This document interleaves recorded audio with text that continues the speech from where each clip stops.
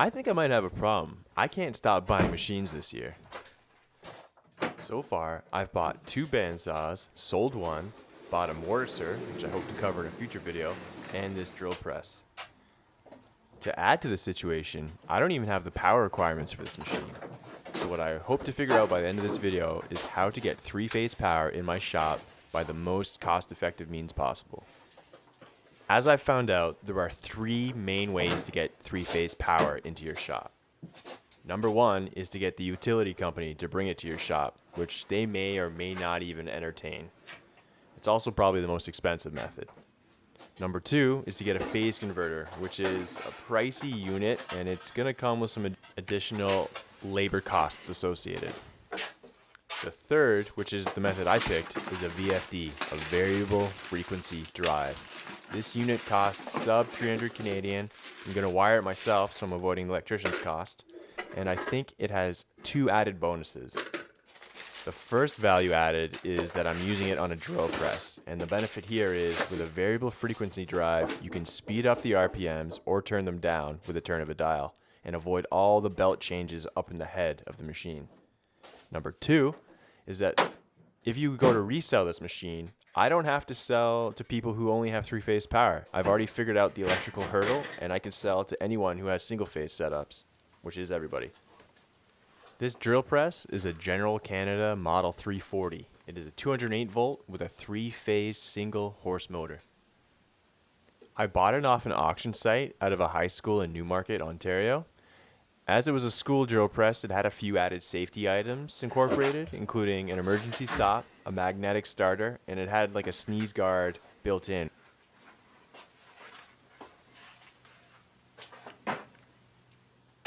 The instruction sheet was only a 1-pager, which is awesome because anything more than a sheet and I might not even read it. I just wanted to thank you for watching, and if in return you could hit the like button, that would be a big help. Thanks so much.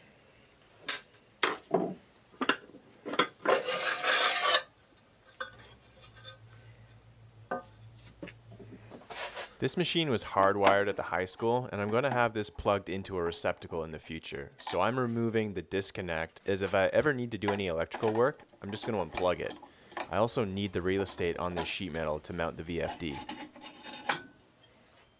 I just want to note that I am not a licensed electrician, and I'm intentionally leaving out sections of the wiring process, as this is not a how-to for wiring VFDs. Your conditions, if you choose to do this, will be unique. Educate yourself to the point where you feel confident in your abilities, or outsource the work to a professional. Having said that, I will speak to the clips I've included in this video. Right now, I'm removing the connections from the disconnect, and I will be transferring those over to the VFD.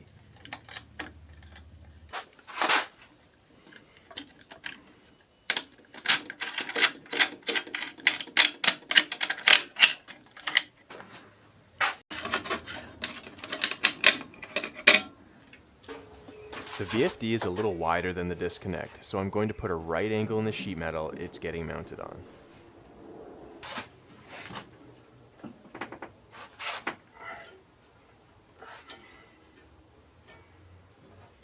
I purchased a new 2-wire cable from the hardware store and connected a plug that is going to fit into my single-phase 220 volt receptacle.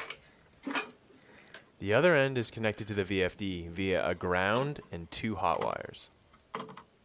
If you're interested in understanding how VFDs work, I will put a link to a very good resource in the description. The pigtail I'm feeding into the VFD here comes from the magnetic switch. It is a 3-wire cable and a ground. Figuring out which of these hot wires I was supposed to connect to each terminal was what had me stumped the most during this install. But I straightened myself out by looking at the wiring diagram on the motor and opening this junction box to confirm what color lead was connected to each terminal. With the sheet metal back in place, I can mount the VFD in its new home.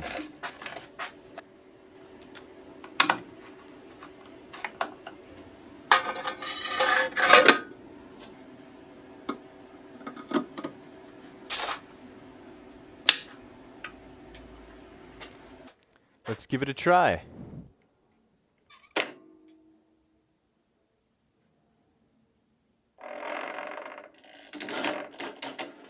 Weird. Honestly, I'm glad the thing even turned on. That was one sigh of relief that I hadn't pissed away all the time, money, and effort, and actually got it to run. I've played around with some of the trim pots, which are the adjustments controlling speed, acceleration, deceleration, and that has improved the startup, but I'm still researching how to best improve this. I have a shredded doubt that the magnetic switch is past its prime, and it has a difficulty making contact. I never saw the drill press running before the VFDs, so I don't know for sure. It's something I'm still looking into.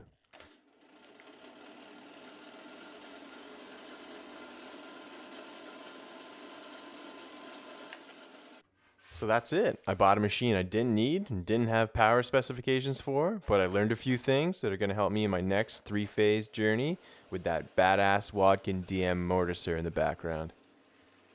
And if you're wondering why bother with 3-phase power at all, well, for starters, I can feel that there's a more continuous force of power as I drill through this scrap piece. As always, I really appreciate you joining. So if you found this interesting or helpful at all, please like and subscribe. Thanks so much.